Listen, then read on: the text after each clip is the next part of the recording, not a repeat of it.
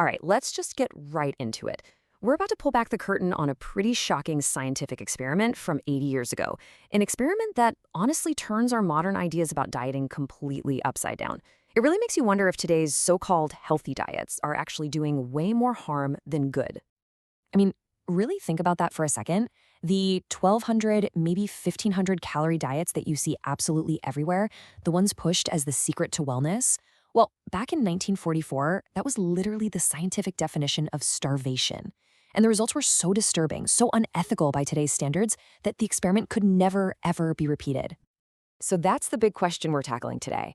How do we get to a point where we've normalized undereating so much that millions of people are walking around with textbook starvation symptoms, and we call it discipline? What is the real biological price our bodies are paying for this? Okay, so picture this. It's 1944. Researchers at the University of Minnesota get 36 healthy, conscientious young men to volunteer for what we now know as the Minnesota Starvation Experiment. Now, the goal here had nothing to do with weight loss. This was a massive humanitarian effort to figure out how to safely refeed millions of starving war refugees and concentration camp survivors. They meticulously documented in excruciating detail exactly what starvation does to the human body. Just look at this. Look at how our standards have completely imploded. Back in the 40s, a normal everyday intake for a woman was around 2,500 calories. Today, that's often shamed as overeating, while 1,200 calorie plans are handed out like candy by a multi-billion-dollar diet industry. We've literally, and I mean literally, cut our definition of enough in half. It's insane. So for 24 weeks, the men in this study were put on about 1,570 calories a day, which, again, is more than a lot of women eat on a diet today. And the physical fallout, well, it wasn't just about losing weight. Their bodies began to cannibalize themselves just to stay alive. In just 6 months, their hearts, the single most important muscle in the body, physically shrank by a third, 30%. The amount of blood their hearts could pump with each beat dropped right along with it. Can you even imagine trying to get through your day with a heart that's struggling that much just to keep you going? And it gets even worse. Their livers, the organ that's doing over 500 critical jobs for you, like filtering toxins and making hormones, their livers shrank by more than half. 54% of this vital organ was just gone. You can see the damage right here. It's just staggering. And it wasn't just the heart and the liver. Their kidneys shrank, their spleens shrank, and get this, their intestinal walls became so paper thin that the researchers noted you could literally read a newspaper through them. That's what chronic undereating actually looks like. So right about now, you might be thinking, well, my metabolism is just slow. But what if that's not a flaw? What if that's not you failing? This experiment proved that a quote-unquote slow metabolism is actually your body's brilliant, intelligent survival strategy. It isn't broken. It's protecting you from what it thinks is a famine. And this right here is the whole ball game: metabolic adaptation. When your body senses that not enough energy is coming in, it doesn't just politely burn a few fewer calories. No, it slams on the emergency brake. The men's basal metabolic rate, the energy they burn just by being alive, crashed by a staggering 40%. Their bodies basically went into a state of hibernation, even while they were awake. And here's something the diet industry never wants you to think about. A full 1/3 of the weight these men lost wasn't fat. It was precious, metabolically active tissue. We're talking muscle, including muscle from their hearts. This is the huge difference between fat loss and weight loss. When you undereat this badly, sure, the number on the scale goes down, but it's taking your vital organs and your strength right along with it. Let me ask you, does any of this sound a little too familiar? Chronic fatigue, brain fog, always being cold, hair falling out, can't lose a pound no matter what you do. These aren't just random annoying problems.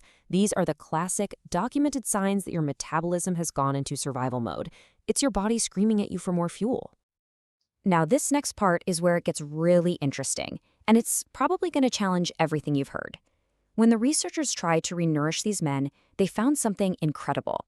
The guys who recovered the fastest weren't the ones on high-protein diets. It was the ones that gave more carbohydrates. This just completely flips modern diet culture on its head. Okay, so what is the way out of this? Well, the same experiment that showed us all the terrifying damage also, thankfully, gave us the exact roadmap to heal from it.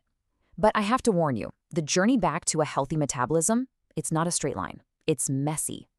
Just look at this timeline. It took over a year, 58 weeks of dedicated refeeding, for these men to fully recover from just 24 weeks of dieting. And that process was chaotic. There were phases of massive water retention, temporary fat gain, all before their bodies finally started to trust them again and stabilize. And these 3 messy phases are exactly why so many people give up when they try to eat more. First, the edema hits. Your cells are desperate for hydration, so they hold on to water, you feel bloated, and you panic. Then comes the overshoot. Your body, terrified of another famine, stores some extra fat as an insurance policy. It's only after you push through these chaotic but totally necessary stages that your body finally gets the message that food is safe and abundant again, and things start to normalize. So this all leads us to the most important question of all. What does your body actually need? Not just to survive, but to really, truly thrive. Well, the answer is probably a whole lot more than you've been tricked into believing.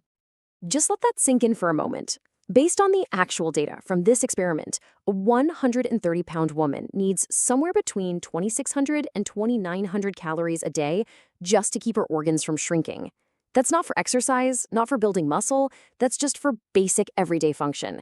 Now, how does that stack up against the 1,200 calories we're so often told is plenty? So, how can you know if your metabolism is happy and healthy? You know what? Forget the scale. Your body gives you real-time data every single day. A healthy, well-fed metabolism runs warm, like a well-tuned engine. You can literally just check your body temperature and your resting pulse. If they're consistently low, that's a crystal clear sign your body is in power-saving mode. The bottom line is this. In a culture that literally profits from keeping you hungry and insecure, choosing to eat enough to actually fuel your organs and fire up your metabolism is one of the most powerful and radical acts of self-preservation you can do. It's not a lack of willpower, it's a biological imperative. So I'll just leave you with this one question to think about. Based on everything we've just seen, are your eating habits giving your body the energy it needs to actually function and thrive? Or are you accidentally forcing it into a constant, desperate state of survival? The answer to that question really could change everything.